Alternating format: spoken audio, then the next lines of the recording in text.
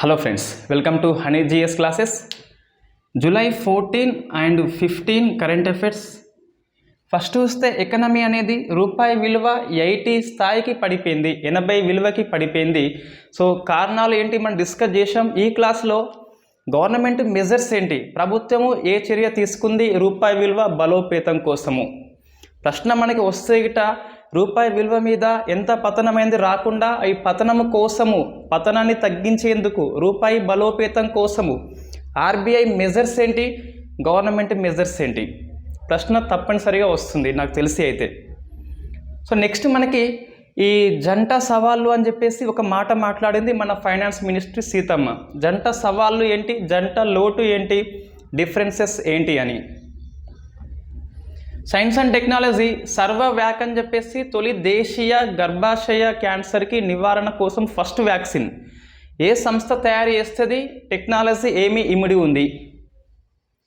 Next monkey pox అనేది ఇండియాకు రానే వచ్చింది. ఫస్ట్ కేసు ఎక్కడ, మంకీ పాక్స్ యొక్క సిమ్టమ్స్ ఏంటి, ఏ వైరస్ ద్వారా వస్తుంది, ఫస్ట్ టైం ఎక్కడ గుర్తించబడింది, ఇదంతా మనం అధ్యయనం చేయాల్సి ఉంటుంది. నెక్స్ట్ రిపోర్ట్ అండి, global gender gap 2022 report world economic forum అనేది ప్రింట్ చేస్తుంది, రిలీజ్ చేస్తుంది. సో అందులో ఫస్ట్ ఎవరు, సెకండ్ ఎవరు, లాస్ట్ ఎవరు, ఇండియా యొక్క స్టేటస్ ఏముంది. తెలంగాణ వస్తే 24 అవర్స్లో హైయెస్ట్ రెయిన్ఫాల్ ఎక్కడ, అంతకుముందు ఎక్కడ, ఇప్పుడు ఎక్కడ. నెక్స్ట్ అంతర్జాతీయ వేదిక మీద ఇంకొక గ్రూపు అమెరికా ఆధ్వర్యంలో స్టార్ట్ అయింది, I2U2 అని చెప్పేసి. సో I2U2 ఎవరు, ఏ లక్ష్యంతో స్టార్ట్ చేయబడింది, ఫస్ట్ సమ్మిట్ ఎక్కడ, దేశాలు ఎవరెవరు, ఇది మనం అధ్యయనం చేయాల్సిన very very important articles. So మనం ఫస్ట్ చూస్తే ఎకనమీ. సో ఎకనమీలో ఏ అంశాలు అంటే, నిన్న ఫైనాన్స్ మినిస్ట్రీ సీతమ్మ ఈ జూన్ మాసము రిపోర్ట్ అనేది రిలీజ్ చేసింది. So June report every month ఎండింగ్లో ఈ ఫస్ట్ వీక్లో గత మాసపు రిపోర్ట్ అనేది ఫైనాన్స్ మినిస్ట్రీ అనేది అఫీషియల్గా రిపోర్ట్ చేస్తుంది. సో రిపోర్ట్లో రికార్డ్స్ నమోదైతే మనం నోట్ చేసుకోవాల్సి ఉంటుంది, ఈ పాయింట్స్ ఎగ్జామ్లో వస్తుంది. సో ఫస్ట్ చూస్తే $1 ఈజ్ ఈక్వల్ టు 79.95 రూపాయలైంది, ఆల్మోస్ట్ 80 రూపాయలు అనుకోండి, 80 అయింది. సో ఇండియా హిస్టరీ మొత్తంలోనే ఆర్థిక వ్యవస్థలో డాలర్ విలువ 80కి ఎప్పుడు చేరుకోలేదు. సో ఇక్కడ మనకి గవర్నమెంట్ మెజర్స్ తీసుకుంది. సో చర్యలు ఏంటి, మనం లాస్ట్ క్లాస్లో ఆర్బీఐ చర్యలు డిస్కస్ చేసినాం ఆల్రెడీ. ఈ foreign currency non resident bank account, non resident external rupee account, external commercial borrowing అని చెప్పేసి, ఎఫ్డిఐ ఎఫ్పిఐ మీద లిమిట్ అనేది తీసిపడేసిన్లు. ఇటువంటి మెజర్స్ ఆర్బీఐ తీసుకుంది, మనం డిస్కస్ చేసినాం ఆల్రెడీ. ఇప్పుడు గవర్నమెంట్ చర్యలు ఏంటి అని చెప్పేసి డిస్కస్ చేయాలి. దాంతోపాటు సెకండ్ది, ఇండియాలో జంట సవాళ్ళు ఉన్నాయట. సో జంట సవాళ్ళు ఉన్నాయి. ఇంతకుముందు ఏమన్నది అంటే జంట లోటు అన్నది, ఇప్పుడు జంట సవాళ్ళు అంటుంది. ప్రశ్న ఎట్లా వస్తుంది అంటే, ఇటీవల ఫైనాన్స్ మినిస్ట్రీ నిర్మలా సీతారామన్ జంట సవాళ్ళు పేర్కొన్నది. జంట సవాళ్ళు క్రింది వాటిలో ఏవి అని చెప్పేసి, పేదరికము, నిరుద్యోగము, క్యాడ్ లేదా fiscal deficit, inflation, fiscal deficit, inflation, CAD అని చెప్పేసి అట్లా మనకి ఆప్షన్స్ వస్తుంది డెప్త్ క్వశ్చన్ అడిగినప్పుడు. నెక్స్ట్ మూడవది, జూన్ మాసంలో సో హైయెస్ట్ ట్రేడ్ డెఫిసిటీ అండి, $26.2 బిలియన్ ఆర్థిక వ్యవస్థ మొత్తంలోనే ఒక మాసంలో నమోదైన అత్యంత లోటు ఇది. సో ట్రేడ్ డెఫిసిటీ వాణిజ్యం పరంగా అత్యంత ఎక్కువ లోటు అన్నట్టు ఇది. సో మనం ఈ 3 అంశాలు డిస్కస్ చేయాలి. మనకు ఈ హిందూ పేపర్లో ఎక్సలెంట్ హెడ్డింగ్ ఉన్నది, ఏంటిదంటే సో ఇండియాలోనట ఆర్థిక శాఖ మంత్రి చెప్పింది, వాదించింది అట. ఏమని వాదించింది అంటే, ఫిజికల్ డెఫిసిటీ అనేది నియంత్రణలో ఉన్నది, సో కంట్రోల్లో ఉంది, బట్ క్యాడ్ అనేది కన్సర్న్ అని చెప్పేసి ఉంది పేపర్లో, ఆందోళనకారము. దీని అర్థం ఏంటిదంటే, సో ఇండియాలో రూపాయల ద్వారా వచ్చే లోటు మనకి ఫస్ట్ ఇది అర్థం కావాలి మీకు. ఏది ఫిజికల్ డెఫిసిటీ అంటే ఏంటిది, కరెంట్ అకౌంట్ డెఫిసిటీ అంటే ఏంటి, ఫస్ట్ మనకి ఇది అర్థం కావాలి. ఇక్కడ నేను చెప్తాను, ఫస్ట్ అయితే ఇది చూద్దాం. ఏంటిది $1 విలువ అనేది 79.95కి వచ్చింది, ఆల్మోస్ట్ 80కి వచ్చింది. సో ఆల్ టైమ్ లో అండి. రూపీ విలువ అనేది డాలర్తో పోలిస్తే జీవిత కాలపు తగ్గింపు ఎంత వచ్చింది? 80కి వచ్చింది. ఇంకా తగ్గొచ్చు, రైట్. ఇది మన నెంబర్ గుర్తుపెట్టుకోవాలి, 80 అని చెప్పేసి గుర్తుపెట్టుకోండి, ఇంకా మారుతుంది. ఇప్పుడు రూపాయిని మనం ఏం చేయాలి? బలోపేతం చేయాలి. ఒకటి గుర్తుపెట్టుకోండి, ఇప్పుడు డాలర్కి డిమాండ్ ఉంది. సో డిమాండ్ ఉంది, మనం ఏం చేయాలి అంటే ఎక్కువ సప్లై చేస్తే ఆటోమేటిక్గా డిమాండ్ అనేది పడిపోతుంది. సెటీరస్ పరిభాష అంటాం ఆర్థిక పరిభాషలో. ఆర్థిక వ్యవస్థలో అన్ని స్థితులు సమానంగా ఉన్నప్పుడు సప్లై పెంచితే డిమాండ్ పడిపోతుంది. కాబట్టి మనం ఏం చేయాలి అంటే మార్కెట్లోకి ఎక్కువ డాలర్స్ని ఇన్ఫ్లో చేయాలి, ఎక్కువ ఫ్లో చేయాలి, మొత్తం పంపించాలి. సో మన డాలర్స్ ఎక్కువ ఉండాలి. దానికోసము ఆర్థిక వ్యవస్థలో డాలర్స్ కనిపించేలా, ఇండియన్స్ దగ్గర డాలర్స్ కనిపించేలా ఆర్బీఐ చర్యలు తీసుకుంది. మనం డిస్కస్ చేసినాం ఆల్రెడీ. ఇప్పుడు గవర్నమెంట్ యొక్క చర్యలు ఏంటి? సో గవర్నమెంట్ చర్యలు ఏంటి? ఒకటి మొన్న తీసుకుంది, ఒకటి నిన్న తీసుకుంది. సో ఫస్ట్ చూస్తే ఇది మనం డిస్కస్ చేసింది ఆల్రెడీ, నోట్స్లో మనం రాసి పెట్టిన పీడిఎఫ్ ఫైల్లో. అది మనం ఎక్స్ప్లెయిన్ చేయలేదు వాస్తవంగా, అది ఎప్పుడో కరెంట్ అఫైర్స్ మొత్తం మీద. ఇది ఫారెన్ కంట్రిబ్యూషన్ రెగ్యులేషన్ యాక్ట్లో కొన్ని రూల్స్ ఉంటాయి. ఇది హోంశాఖ మినిస్ట్రీ అనేది సడలించింది రూల్స్ని. సో ఫారెన్ కంట్రిబ్యూషన్ అంటే మనకి విదేశీ బంధువుల నుంచి డబ్బులు తీసుకునేది ఇంతకుముందు 1 లక్ష మాత్రమే ఉండేది. 1 లక్ష కంటే ఎక్కువ తీసుకుంటే హోమ్ మినిస్ట్రీకి 30 డేస్లో చెప్పాలి. ఇప్పుడు దీన్ని 10 lakhs చేసింది. సో 3 months చేసింది. అంటే నువ్వు 3 months తర్వాత చెప్పొచ్చు, ఒకవేళ 10 lakhs కంటే ఎక్కువ తీసుకుంటే. అంటే మనకి ఫారెన్ వాళ్ళు డాలర్స్ ఇస్తారు కాబట్టి డాలర్స్ యొక్క మనకి ఫ్లో అనేది పెరిగిపోతాయి మన దగ్గర. సో మనకు కనిపించేది డిమాండ్ తక్కువ ఉంటుంది. ఎప్పుడైనా ఒక వస్తువు మనకి ఎప్పుడు కనిపిస్తూ ఉంటే డిమాండ్ తగ్గిపోతుంది. కాబట్టి డాలర్స్తో పోలిస్తే రూపాయి బలపడుతుంది, డాలరు బలహీనమవుతుంది. సో ఇది గవర్నమెంట్ చర్య అండి. ఇది హోంశాఖ మినిస్ట్రీ చేపట్టింది, ఆర్బీఐ కాదు. కాబట్టి ఇటీవల ఏ చర్య అన్నప్పుడు సో ఫారెన్ కంట్రిబ్యూషన్ యొక్క పరిమితి పెంచింది. ఇది మనం ఆ ఆప్షన్లో ఉంటే ఆన్సర్ టిక్ చేయాలి. సెకండ్ చూస్తే ఇట్ట ఇది నిన్న ఈ cabinet committee on economy affairs అనేది ఆమోదించింది.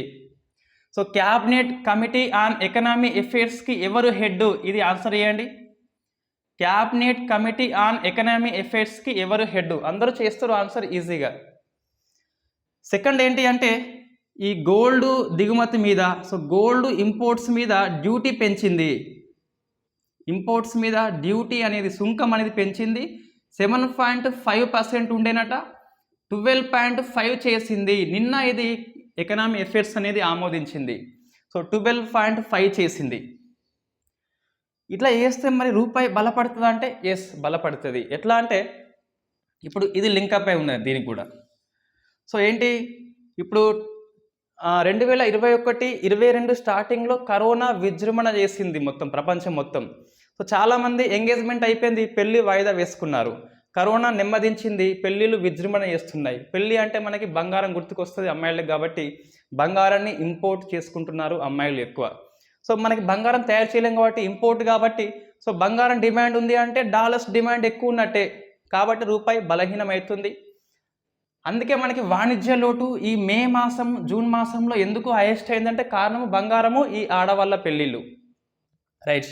అందుకోసము ఆ బంగారం అనేది దిగుమతి చేసుకోకుండా డిస్కరేజ్ చేసేందుకే ఈ డ్యూటీని పెంచింది 7.5 నుంచి 12.5కి. సో మనకి జూన్ మాసంలో ఆర్థిక వ్యవస్థలోనే ఇంతవరకు అత్యధిక వాణిజ్య లోటు నమోదైంది. ఎంత అంటే $26.2 బిలియన్. సో మనకి వాణిజ్య లోటుని తగ్గించేలా ఈ చర్య పనికొస్తుంది, రూపాయిని బలోపేతం చేసేలా చర్య అనేది పనికొస్తుంది, రైట్. రూపాయి బలం కావాలంటే డాలర్స్ మనం ఎక్కువ వాడద్దు, అంటే దిగుమతులు తగ్గించుకోవాలి. పెట్రోల్ తగ్గించుకోలేము, అది అత్యవసరము. బంగారం తగ్గించుకోవచ్చు, అవసరం లేదు కాబట్టి, రైట్. ఇది మనకి గవర్నమెంట్ మెజర్స్ అండి. ఈజీగానే చిన్నగానే ఉన్నది ఈజీగా. ఎఫ్సిఆర్ఏ అనేది పెంచింది, పరిమితి అనేది లిమిట్స్ పెంచింది. సెకండ్, గోల్డ్ యొక్క ఇంపోర్ట్స్ డ్యూటీ అనేది పెంచింది. డిస్కరేజ్ చేసేందుకు, బంగారు దిగుమతి చేసుకోనకుండా ఉండేందుకు ఇవి పెంచింది. ఇది గవర్నమెంట్ మెజర్స్ అండి.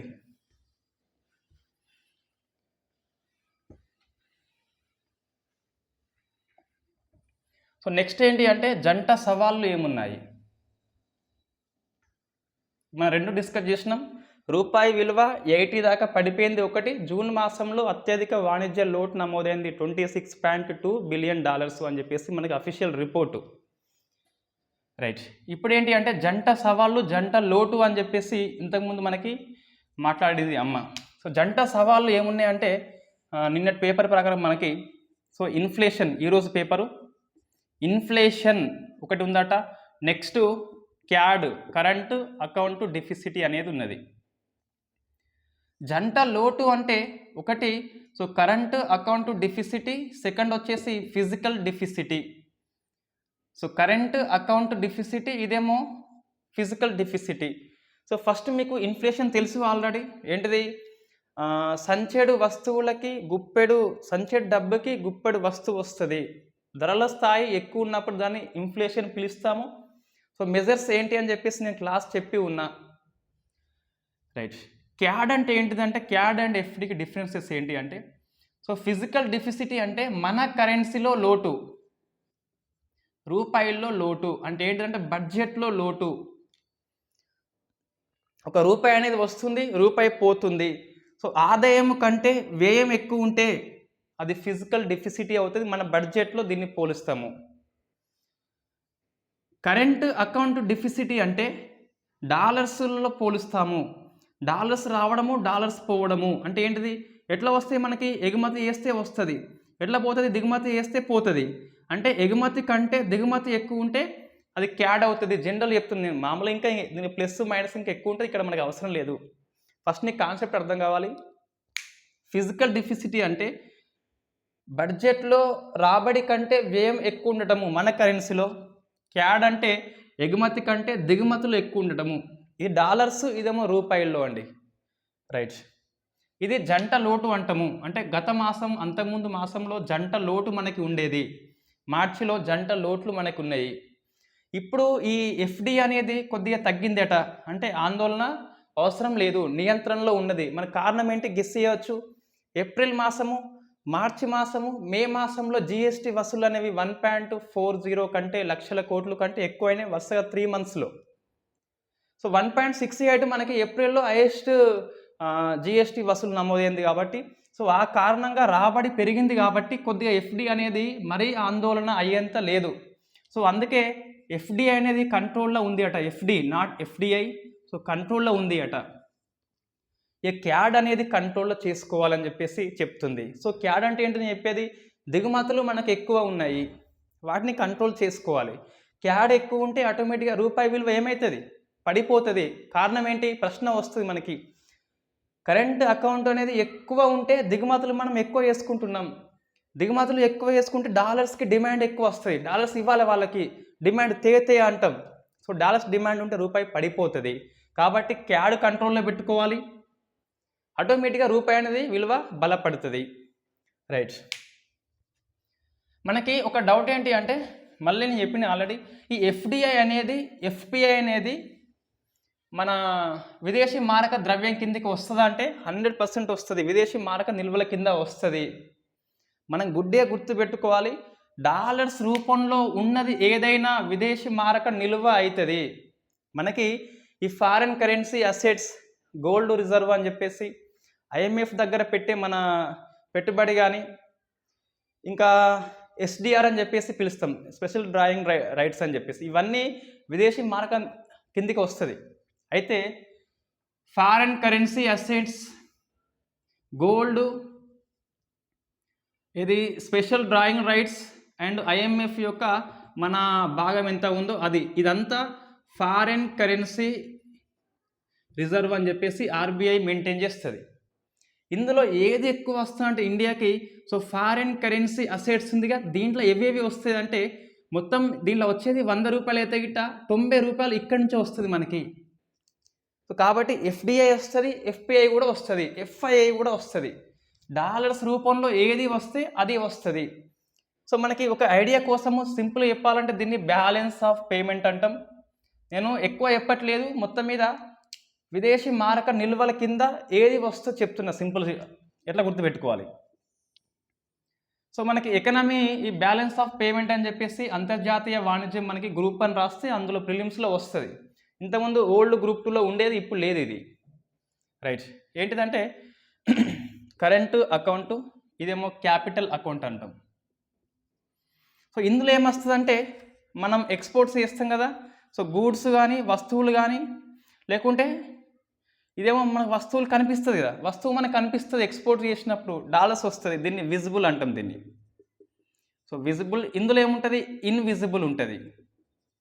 కనిపించనివి ఏముంటాయి, సర్వీసెస్ ఉంటుంది, లేకుంటే ఇంకా లాభాలు ఉంటాయి. మనం ఏదైనా దేశానికి ఇన్కమ్ ఉంటుంది. ఇన్కమ్ అంటే ఏంటిది, సో మనం ఏమైనా దేశానికి డబ్బులు ఇచ్చి ఉండొచ్చు అప్పుగా, శ్రీలంకకి ఇచ్చినాం, వాళ్ళు ఇంట్రెస్ట్ ఇస్తారు మనకి, ఇంట్రెస్ట్ రేటు అట్లా వస్తుంది. సో ఇంట్రెస్ట్ వస్తుంది. నెక్స్ట్ కొన్ని ట్రాన్స్ఫర్స్ చేస్తాం, కొన్ని ట్రాన్స్ఫర్స్ అంటే మనకి రెమిటెన్స్ వస్తుంది కదా. సో రెమిటెన్స్ మనకి విదేశాల్లో మన బంధువులు ఉంటారు కదా, వాళ్ళు పంపే డబ్బు ఏంటిది, రెమిటెన్సెస్ అంటాం దాన్ని. ఎన్ఆర్ఐ పంపే డబ్బు రెమిటెన్సెస్ అంటాం. సో రెమిటెన్స్ వస్తుంది, ఇదంతా ఏంటి, కరెంట్ అకౌంట్ కిందకే వస్తుంది. గూడ్స్ మనకు కనిపిస్తుంది, ఇది ఇన్విజిబుల్ అంటే కనిపించదు. సర్వీసెస్ అందిస్తాము, టెలికమ్యూనికేషన్ అని చెప్పేసి అవి ఒకటి అందిస్తాము, రెమిటెన్స్ వస్తుంది. ఎవరన్నా మనకి గ్రాంట్ ఇస్తే ఇవ్వచ్చు, సో గ్రాంట్ ఇవ్వచ్చు. సో ఇవన్నీ ఇందులో వస్తాయండి. క్యాపిటల్లో ఏమొస్తుందంటే ఫస్ట్ ఇన్వెస్ట్మెంటు, ఫారిన్ కంట్రీస్ వాళ్ళ పీపుల్స్ మన దేశాల్లో పెట్టే ఇన్వెస్ట్మెంట్ ఏముంటుంది, అయితే ఎఫ్డిఐ లేకుంటే ఎఫ్పిఐ పెడతారు. Foreign portfolio investment, foreign direct investment. 10% కంటే తక్కువ ఉంటే ఎఫ్పిఐ అంటాం, 10% కంటే ఎక్కువ ఉంటే ఎఫ్డిఐ అంటాం.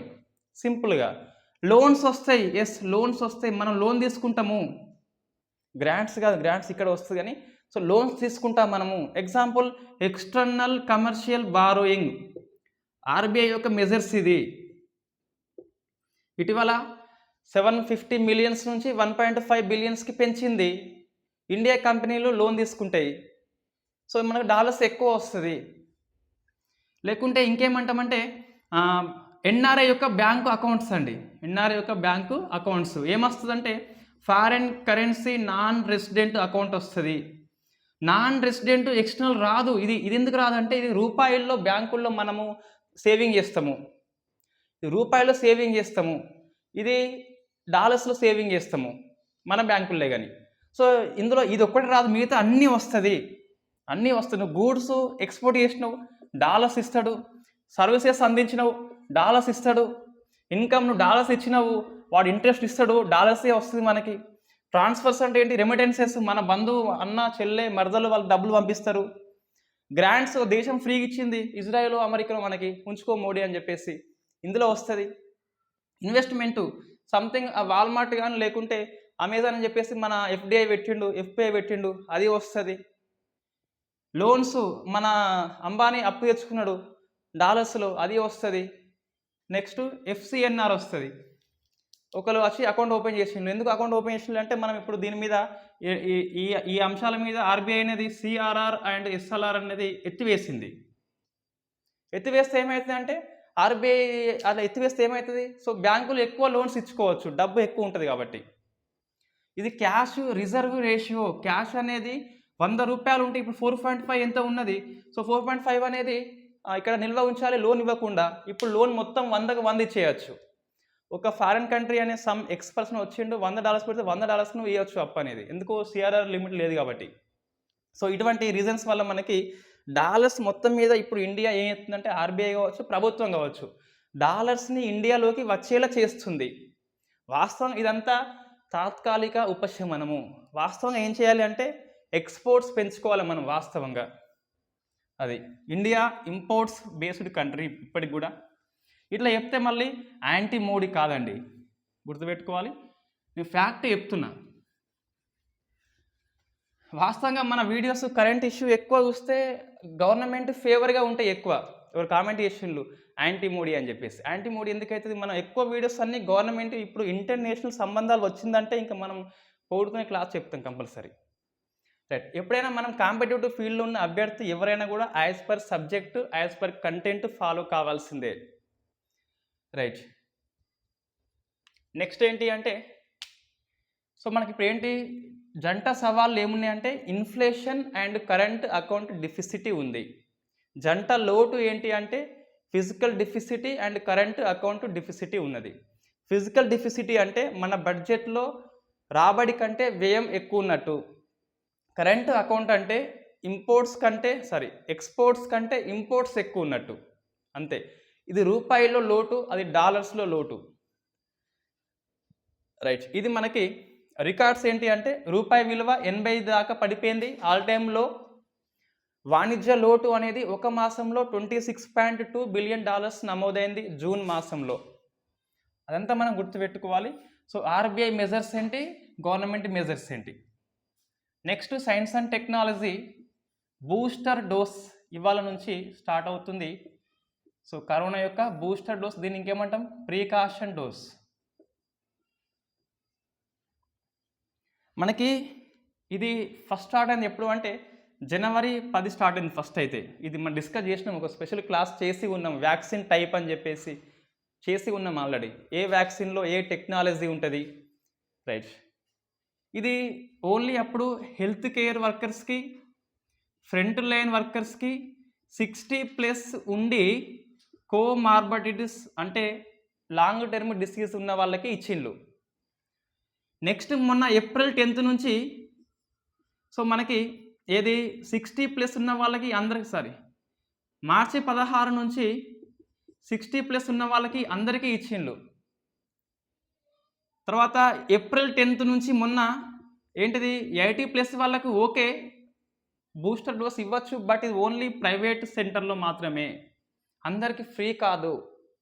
ఏది ప్రికాషన్ డోసు అనేది నిన్నటి వరకు 18+ వాళ్ళకి ఫ్రీ కాదు. ఇప్పుడు ఈ జూలై 15 నుంచి 75 డేస్ ఎందుకంటే ఆజాదీ కా అమృత్ మహోత్సవ్లో భాగంగా 75 ఇయర్స్ అయిపోతుంది కాబట్టి ఇండిపెండెన్స్ వచ్చి, ఆ సందర్భంగా జూలై 15 నుంచి 18+ ఏజ్ గ్రూప్ వాళ్ళకి అడల్ట్ అందరికి కూడా ఫ్రీ వ్యాక్సినేషన్ దొరుకుతుంది. బూస్టర్ డోస్ని చెప్పేది. ఫస్ట్ 2 డోసెస్ ఎప్పటి నుంచో ఫ్రీ ఉంది, జూన్ 21 నుంచి ఫ్రీ ఉంది. ఎప్పటి నుంచో అంటే అట్లా చెప్పద్దు, జూన్ 21 నుంచి ఫ్రీ ఉంది లాస్ట్ ఇయర్ నుంచి. ఇప్పుడేంటి అంటే 18+ వాళ్ళకి ప్రికాషన్ డోస్ అంటే 3వ డోసు అందరికీ ఫ్రీ. 75 డేస్ వేసుకోవచ్చు మనం. ఎంత గ్యాప్ అంటే 2వ డోస్కి ఈ బూస్టర్ డోస్కి మధ్య ఇంతకుముందు 9 మంత్స్ ఉండే, ఇప్పుడు 6 మంత్స్ తగ్గించిండు. సో 6 మంత్స్ గ్యాప్ ఉంటే గిట్ట మనం వ్యాక్సిన్ అనేది వేసుకోవచ్చు. సో ఇది మనకి డోస్ అండి. ఇంకొకటి ఇండియాలో ఇప్పటికి కూడా హోమోలోగస్ వ్యాక్సినే ఉంది. అంటే నువ్వు అంతకుముందు 2 వ్యాక్సిన్లు ఏం వేసుకున్నావో 3వ వ్యాక్సిన్ అదే వేసుకోవాలి. దెర్ ఈస్ నో మిక్సప్ చేయవద్దు. హెటిరోలోగస్ అని చెప్పేసి మిక్సప్ డోస్ ఉన్నది, కోర్బోవాక్స్ అని చెప్పి బయాలజికల్ ఈ సంస్థ మహిమ దాట్ల, బట్ అది ఇంకా మనకి ప్రోటోకాల్లో చేర్చలేదు. DCGI ఆమోదించింది కానీ ప్రోటోకాల్లో చేర్చలేదు. ICMR చేర్చాల్సి ఉంటుంది. ఏంటిది there is no mixing dose. ఒకటి ఉన్నది కోర్బోవాక్స్, బట్ ఇంకా అది చేర్చలేదు. ఫస్ట్ నువ్వు కోవాక్సిన్ వేసుకున్నావా 2? ఎస్, అదే వేసుకోవాలి. కోవాక్సిన్ వేసుకోవాలి. కోవిషీల్డ్ వేసుకున్నావా? కోవిషీల్డే వేసుకోవాలి. కోవాక్సిన్ కోవిషీల్డ్ కోవాక్సిన్ మిక్స్ చేయొద్దు. నెక్స్ట్ మనకి సో సర్వేవ్యాక్ అని చెప్పేసి మనకి ఈ గర్భాశయ నిరోధక వ్యాక్సిన్ అండి. క్యాన్సర్ సర్వికల్ క్యాన్సర్ వస్తుందిగా. సో ఇది ఎక్కువ 15 నుంచి 44 ఏజ్ గ్రూప్లో ఉన్న లేడీస్కి వస్తుంది. ఇది ఇండియాలో 2nd రకము క్యాన్సర్ అండి. ఎక్కువ వచ్చేది బ్రెస్ట్ క్యాన్సర్ వస్తుంది ఎక్కువ మహిళల్లో వస్తే. 2nd వచ్చేసి ఈ సర్వికల్ క్యాన్సర్ అనేది వస్తుంది. సో సర్వికల్ క్యాన్సర్ కోసము ఇండియాలో ఇంతవరకు దేశీయ వ్యాక్సిన్ ఏది లేదు. ఇప్పుడు first time serum institution of India, so serum institution of India ఇది ఎక్కడ ఉంటుంది? పూణే. సో ఇది ఫస్ట్ టైం ఈ సెర్వోవాక్ అని చెప్పేసి దీన్ని తయారు చేసింది. సెర్వోవాక్స్ కాదు, సెర్వోవాక్.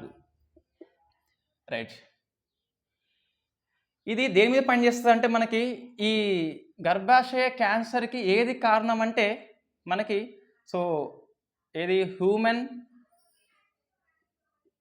సో పాపిలోమా, పాపిలోమా వైరస్ ఇది కారణమండి. ఈ సెక్సువల్ యాక్టివిటీలో పాల్గొన్నప్పుడు ఈ హ్యూమన్ పాపిలోమా వైరస్ అని చెప్పేసి సోకుతది.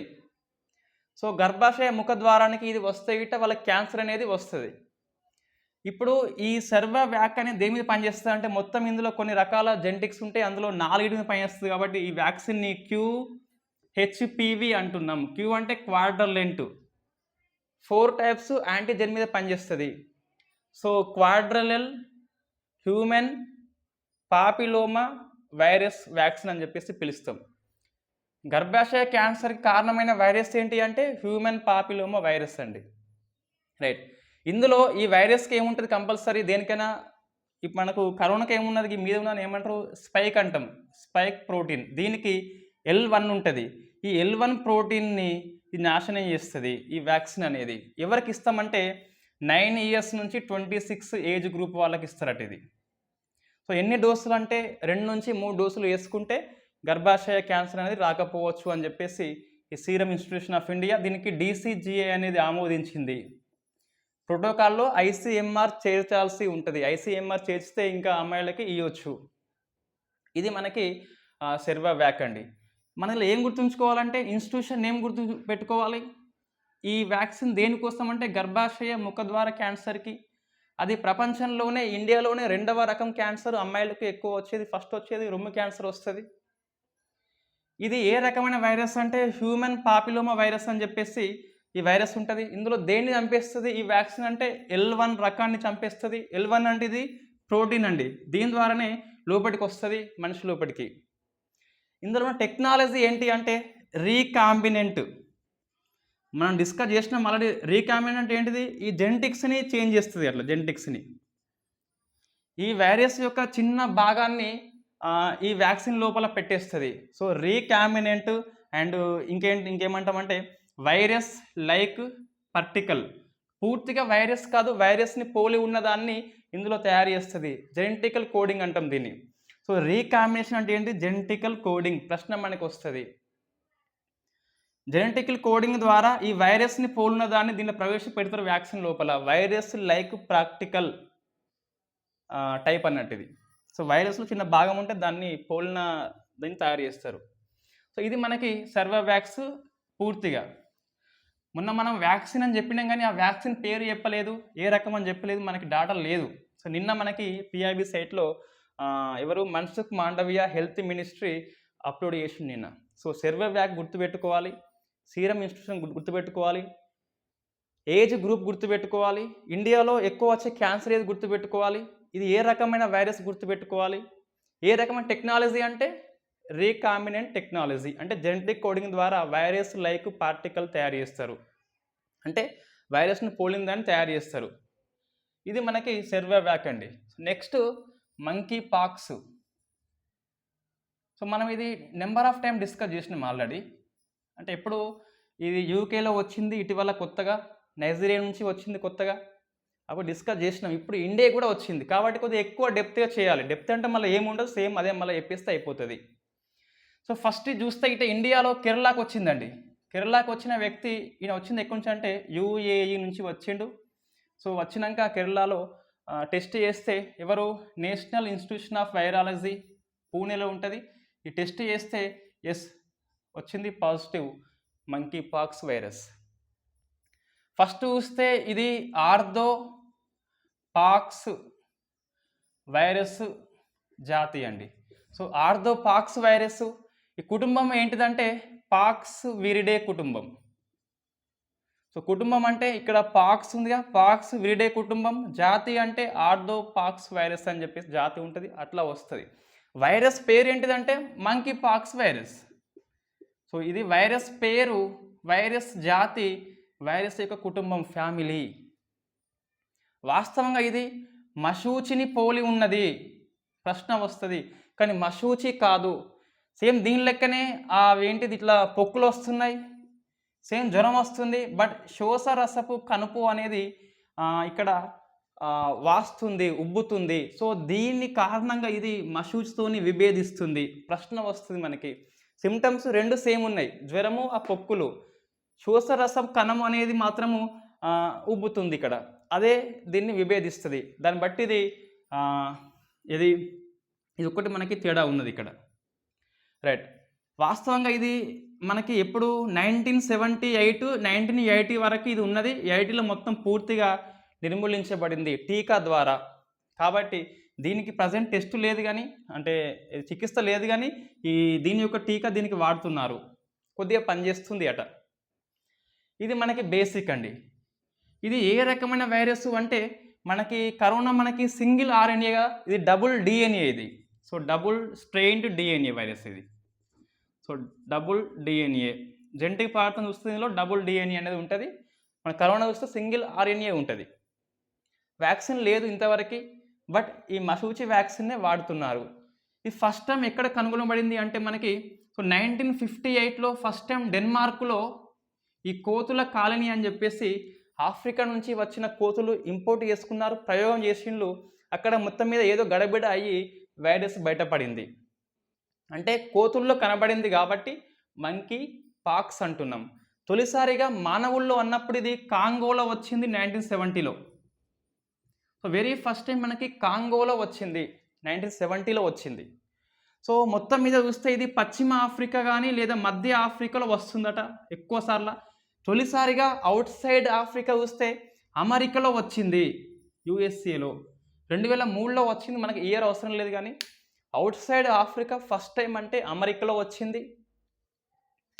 ఇటీవల మనకి నైజీరియా నుంచి వచ్చిన ఇంగ్లాండ్ వ్యక్తికి వచ్చింది, ఇంకా అందరికీ స్ప్రెడ్ అయింది. కాబట్టి WHO అనేది పాండమిక్గా అనౌన్స్మెంట్ చేసింది. పాండమిక్ మీన్స్ పాస్పోర్ట్ ఉంటుంది.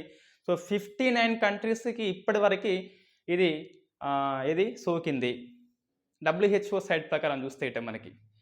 ఇది మనకి మంకీ పాక్స్ గురించి అండి. సిమ్టమ్స్ ఏంటి అంటే పొక్కులు వస్తుంది, జ్వరం వస్తుంది, శోషరసపు కణం అనేది వాపు అనేది వస్తుంది. ఇది ఇంక్యుబేషన్ టైం అంటే బయటకి లక్షణాలు ఎప్పుడు కనిపిస్తాయి అంటే నీకు 5 to 21 డేస్ అని చెప్పేసి మనకి సైట్లో ఉంది.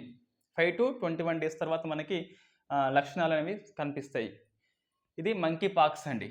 సో ఇటీవల మనకి మంకీ పాక్స్ కరెంట్ అఫైర్స్ చూస్తే ముంబైలో ఒక 20 పడకల గది ఆసుపత్రి అనేది దీనికి స్పెషల్గా అలాట్మెంట్ చేసిండ్రు. ఒకటి బెల్జియం అనేది 21 డేస్ క్వారంటైన్ తప్పనిసరి అని చెప్పేసి మంకీ పాక్స్ కోసం ఫస్ట్ టైం చేసింది బెల్జియం దేశము. దేనికోసము? క్వారంటైన్ 21 డేస్ మంకీ పాక్స్ కోసము. ఇది కరెంట్ అఫైర్స్. మంకీ పాక్స్ అనేది వార్తల్లో ఉంది. కేరళలో నెంబర్ ఆఫ్ వైరస్ వచ్చినాయండి ఇటీవల. Noro virus, West Nile virus, tomato flu, Nipah virus, ఇవన్నీ మనకి వచ్చింది. ఇందులో వెస్ట్ నైల్ వైరస్ మాత్రము అంటువ్యాధి హ్యూమన్ టు హ్యూమన్ ఇంతవరకు మనకు రాలేదు వాస్తవంగా. ఏది వెస్ట్ నైల్ వైరస్ అని చెప్పేసి అది ఉగండాలో ఫస్ట్ టైం కనుగొనబడింది. అది కూడా మనం గుర్తుపెట్టుకో, మిగతా అన్నీ కూడా అంటువ్యాధులే. ఇంకోటి చూస్తే ఇది మంకీ పాక్స్ అనేది హ్యూమన్ టు హ్యూమన్ వస్తుంది అంటే క్లోజ్ కాంటాక్ట్ ఉంటే వస్తుంది. ఈ లిక్విడ్స్ బాడీ ఫ్లూయిడ్స్ ఉంటాయి కదా, బ్లడ్ కానీ లేకుంటే ఉమ్మి ద్వారా వస్తుంది. ఈ ఎక్కువ ఇంగ్లాండ్లో మాత్రము ఈ ఈ స్వలింగ సంపర్కం ద్వారా ఎక్కువ వచ్చిందని చెప్పేసి మన WHO చెప్పింది. దాని ద్వారా వస్తాను కాదు, అట్లనే వాళ్ళకి ఎక్కువ మందికి వచ్చింది అయితే వాళ్ళ ద్వారానే వచ్చింది. ఇది ఇంకేమన్నా గాయమైనప్పుడు ముట్టుకుంటే వస్తుంది, రక్తం కూడా అందులో ఉంటుంది. కాబట్టి ఇది మనకి రీజన్స్ అండి. రైట్. నెక్స్ట్ ఏంటి అంటే EMM నెగటివ్ బ్లడ్ గ్రూప్ వార్తల్లో ఉన్న ఒకానొక బ్లడ్ గ్రూప్ ఇది. సో రేర్ గ్రూప్ అండి ఇది. ప్రపంచంలో మొత్తం 10 మందికే ఉంది. మొత్తం 10 మందికే ఉన్నది. ఇండియాలో వెరీ ఫస్ట్ టైం గుజరాత్లోని రాజ్కోట్లో కనుగొనబడింది. ఎందుకు అంటే ఇతనికి హార్ట్ ప్రాబ్లం ఉండేది, బ్లడ్ గ్రూప్ అవసరం ఉన్నది. సో చాలామంది ట్రై చేస్తే ఎవరిది కూడా శాంపుల్ మ్యాచ్ అవుతలేదు. సో ఈ శాంపుల్ని అమెరికాకి పంపిస్తే వాళ్ళు దీన్ని గుర్తిస్తారు, EMM నెగిటివ్ అని చెప్పేసి గుర్తించిండ్రు. సో మొత్తం 10 మందికే ఉన్నది. So very rare group. మనకి A తెలుసు, B తెలుసు, AB తెలుసు, O తెలుసు. O మీన్స్ జీరో గ్రూప్ తెలుసు, బాంబే బ్లడ్ అని తెలుసు. ఇది ఇంకోటి కొత్తగా వచ్చింది. సో మనం గుర్తుపెట్టుకోవాలి ఈఎంఎం అని చెప్పేసి. So next Dunagiri. సో మనకి ఇటీవల వార్తల్లో ఉంది దునగిరి అని చెప్పేసి, అది ఏంటిదని ప్రశ్న వస్తుంది. మిసైల్, షిప్, ఎయిర్ క్రాఫ్ట్ అట్లా ప్రశ్న వస్తుంది. ఇది యుద్ధ నౌక అండి, షిప్ ఇది. So INS Dunagiri. దీన్ని ఇక్కడ మనకి హూగ్లీ నదిలో నది ప్రవేశం చేసిండ్లు. దీన్ని ఎవరు కట్టిండ్లు అంటే garden reach ship yard limited. Reach ship yard ఏముంటుంది, కోల్కత్తాలో ఉంటుంది. డిజైన్ చేసింది ఎవరంటే డైరెక్టరేట్ నావల్ డిజైన్. మనకి వాస్తవంగా ప్రాజెక్ట్ 17A ఉంటుందండి, 17A అని చెప్పేసి.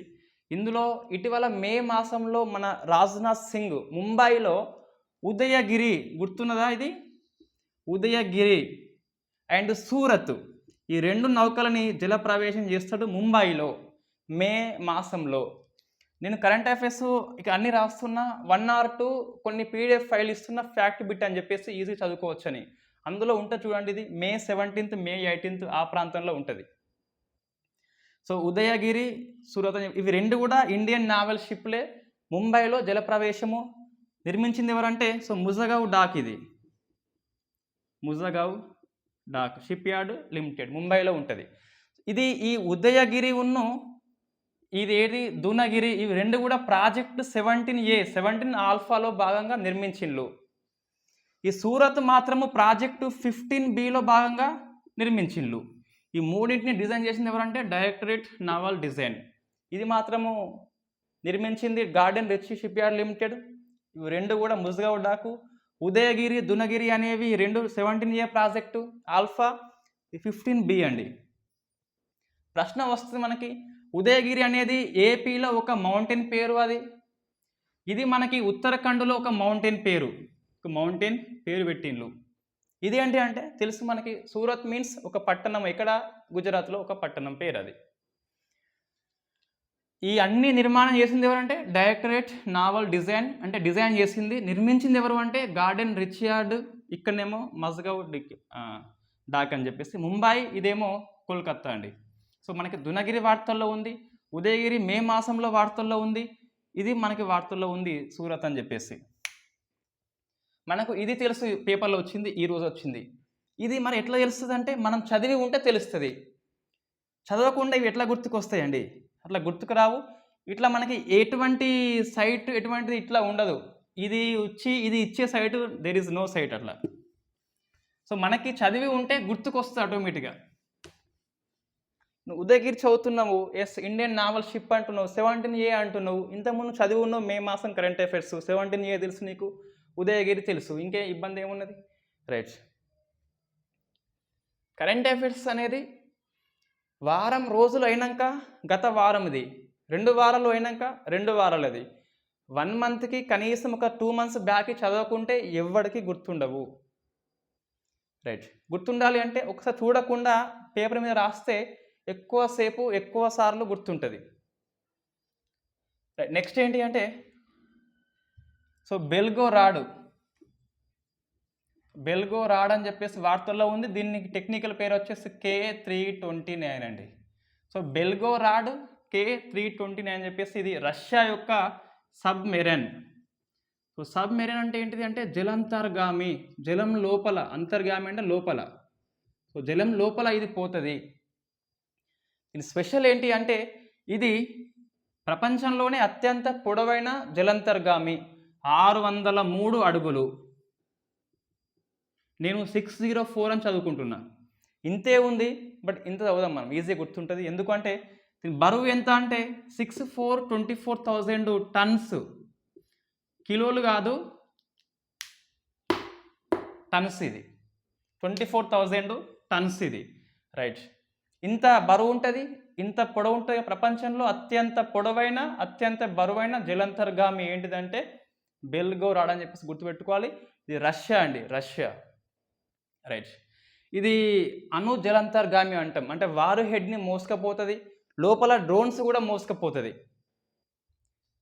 నెక్స్ట్ మనకి ఇటీవల రష్యాలో కొన్ని క్షిపణులు వార్తల్లో ఉన్నాయి మనకి. ఒకటి చూస్తే ఇదేమో జలంతర్గామి, రష్యాదే జలంతర్గామి. క్షిపణి ఏంటి అంటే ఒకటి జిర్కాన్ అని చెప్పేసి వార్తల్లో ఉంది అండి. జిర్కాన్ ఇది మ్యాక్స్ స్పీడ్ 9 ఉంటుంది ఇది. కాబట్టి ఇది ఏంటి హైపర్సోనిక్ క్షిపణి ఇది. దీనికి అర్థం ఏంటిదంటే అజేయుడు అంటాం దీన్ని. సో ఇది ఇటీవల బార్సెట్ సముద్రం నుంచి ప్రయోగించినారు. ఐఎన్ఎస్ గోర్షకోవ్ షిప్ నుంచి ఆ బార్సెట్ సముద్రంలో దీన్ని ప్రయోగించినారు, జిర్కాన్ అని చెప్పేసి. ఇంకోటి కింజల్ అంటాం దీన్ని. సో కింజల్ క్షిపణి వార్తల్లో ఉంది. తొలిసారిగా ఒక యుద్ధంలో ఏంటిది హైపర్సోనిక్ క్షిపణి ప్రయోగించిండ్రు అంటే అది కేవలము కింజల్ క్షిపణి రష్యా ఉక్రెయిన్ యుద్ధంలో రష్యా ప్రయోగించింది. దీనికి అర్థం ఏంటిది బాకు అని చెప్పేసి పిలుస్తాం. డ్యాగర్ అంటాం, అంటే బాకు అని చెప్పేసి పిలుస్తాం. ఇటీవల సార్మత్ అని చెప్పేసి వార్తల్లో ఉంది. ఇదేమో ఇంటర్ కాంటినెంటల్ బాలిస్టిక్ మిసైల్, ఖండాంతర క్షిపణి, ఎక్కువ దూరం ఖండం దాటి ప్రయాణిస్తుంది. సో మనకి ఇటీవల రష్యా మొత్తం 3 ఉన్నాయండి. జిర్కాన్ ఒకటి, కింజల్ ఒకటి, సార్మత్ ఒకటి. ఇంకేమైనా ఉంటే మీకు గుర్తుకొస్తే నాకు కామెంట్ చేయండి, నేను నోట్ చేసుకుంటా. రైట్, ఇది మనకి బెల్గ్రాడ్ అని చెప్పేసి సబ్మెరైన్ వార్తల్లో ఉంది. ఇవన్నీ హైపర్సోనిక్. ఇది అంటే ధ్వనివేగం అనేది 1 కంటే ఎక్కువ ఉంటే అది మ్యాక్స్ స్పీడ్ అనేది 1 కంటే ఎక్కువ ఉంటే దాన్ని ఏమంటారు సూపర్ సోనిక్ అంటాం. అదే 5 కంటే ఎక్కువ ఉంటే హైపర్ సోనిక్ అంటాం. మరి ఇండియాలో హైపర్ సోనిక్ ఉందా అంటే ఇప్పటి వరకు లేదని చెప్పాల్సి ఉంటుంది.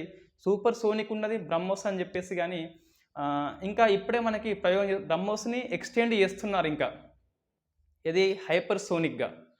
రైట్, నెక్స్ట్ ఇప్పుడు మంత్లీ కరెంట్ అఫైర్స్ అంటారు కదా. మంత్లీ కరెంట్ అఫైర్స్ కంటే ఇట్లా చెప్తే మనకి ఎక్కువ రోజులు గుర్తుంటుంది, రిపీట్ అవుతుంది. మనకి ఒక పదం వచ్చిందంటే జనవరి నుంచి మనకి రిపీట్ అవుతుంది. కంపల్సరీ రిపీట్ చేస్తున్నా నాకు గుర్తున్నంత వరకు, మ్యాక్సిమం ట్రై చేస్తున్నాం మనం. రైట్, నెక్స్ట్ ఏంటి శతాబ్ది స్మృతి ఉద్యాన్. సో ఇది మనకి వార్తల్లో ఉంది అండి. ఇది బీహార్ అనేది బీహార్ అసెంబ్లీ బిల్డింగ్ ఉంటుందిగా, అది 100 ఏళ్ళు పూర్తయిపోయింది 2021కి. సో 21కి అయిపోయింది.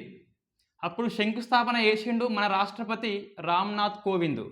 లాస్ట్ ఇయర్ అక్టోబర్ కల్లా 100 ఇయర్స్ పూర్తయిపోయింది ఈ బీహార్ యొక్క అసెంబ్లీ భవనానికి. శంకుస్థాపన చేసింది ఎవరు అంటే మన రాష్ట్రపతి. నిన్న ప్రధానమంత్రి మోడీ దీన్ని ప్రారంభించిండు. ఇదేది శతాబ్ది స్మృతి ఉద్యాన్ అని చెప్పేసి ఒక స్తూపం అండి ఇది. దీన్ని మన మోడీ స్టార్ట్ చేసిండు, శంకుస్థాపన రామ్నాథ్ కోవింద్ చేసిండు. సో బీహార్ అసెంబ్లీ బిల్డింగ్ అని 1921లో స్టార్ట్ అయింది వాస్తవంగా. ఈ 1919 చట్టం ప్రకారము బీహార్ అండ్ ఒడిస్సా యొక్క ప్రావిన్స్ అనేది కొత్తగా ఏర్పాటు చేస్తాం.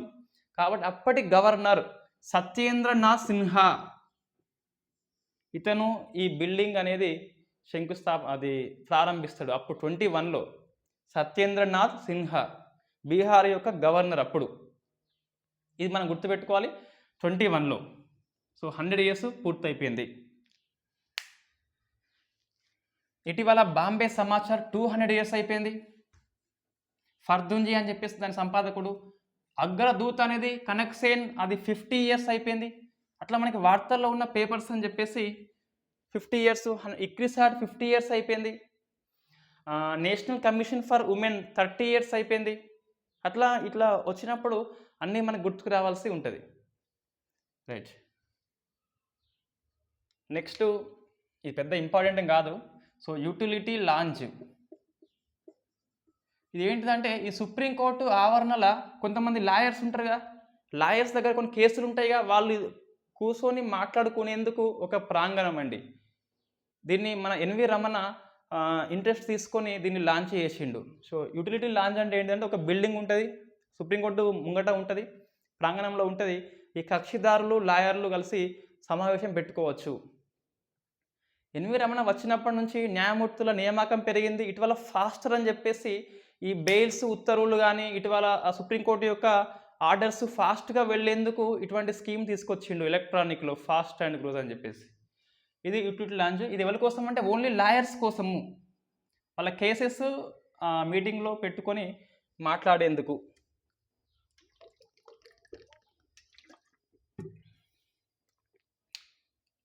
నెక్స్ట్ సో నిధి ఖాత్రి ఒక మనిషి పేరండి. ఈయన కన్జ్యూమర్ అఫైర్స్ కన్జ్యూమర్ అఫేర్స్ అంటే వినియోగదారుల వ్యవహారాలకి సో అదనపు చీఫ్ సెక్రటరీ ఈయన ఆధ్వర్యంలో కమిటీ అనేది నియమించింది కన్జ్యూమర్ అఫేర్స్ అనేది. కమిటీ ఎందుకోసం అంటే రైట్ టు రిపేర్ చట్టము తీసుకొస్తుంది. సో రైట్ టు రిపేర్ మరమ్మత్తు పొందే హక్కు మనం కలిగి ఉంటాము కన్జ్యూమర్స్గా. ఎగ్జాంపుల్ మన సెల్లు వివో సెల్లు ఏమన్నా అయిందనుకోండి, సో వివో కేర్కే వెళ్ళాలి ఇప్పుడు రూల్స్ బట్టి. ఆ స్పేర్ పార్ట్స్ వివో వేసుకోవాలి. మధ్యలో షాప్లో చూపెట్టినా మళ్ళీ వివో కేర్కి వెళ్తే గిట్ట నువ్వు బయట చూపెట్టినావు అని చెప్పి సెల్ని బయట తీసి పారేస్తాడు. అటువంటిది ఉండదు. రైట్ టు రిపేర్ అంటే నువ్వు ఎక్కడైనా రిపేర్ చేసుకోవచ్చు. స్పేర్ పార్ట్స్ అక్కడనే అమ్మద్దు, ఎక్కడనైనా అమ్ముకోవచ్చు ఇక. సో ఈ చట్టం అని తీసుకొస్తుండ్రు కన్జ్యూమర్స్ కోసము. ఏది నిధి ఖాత్రి కమిటీ రిపోర్ట్ ఇవ్వాల్సి ఉంటుంది. కమిటీ యొక్క అంశం ఏంటి అంటే రైట్ టు రిపేర్. మనకి వార్తల్లో ఉంది, నేను ఇక్కడ రాయలేదు, పీడిఎఫ్ ఇస్తున్నా.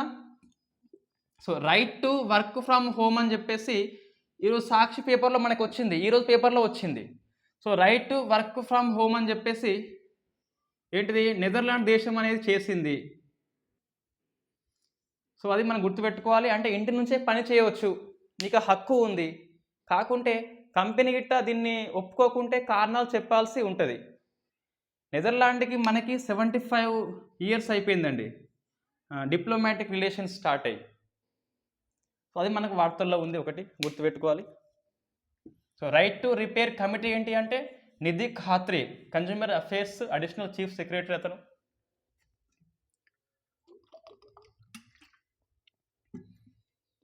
నెక్స్ట్ సో నాగర్ కర్నూల్ ఎవరు పద్మావతి ఈ జెడ్పీ యొక్క చైర్మన్ అండి. సో జెడ్పీ చైర్మన్ ఈమెను డిస్క్వాలిఫై చేస్తుంది ఎలక్షన్ ట్రిబ్యునల్. ఎందుకు అంటే ఈమెకి 3 సంతానం ఉంది అట. సో ఈమె 2019 ఎలక్షన్స్లో, ఇప్పుడు ఎలక్షన్స్ కాదు ఇది, సో ఆల్మోస్ట్ మనకి 3 years అయిపోయింది.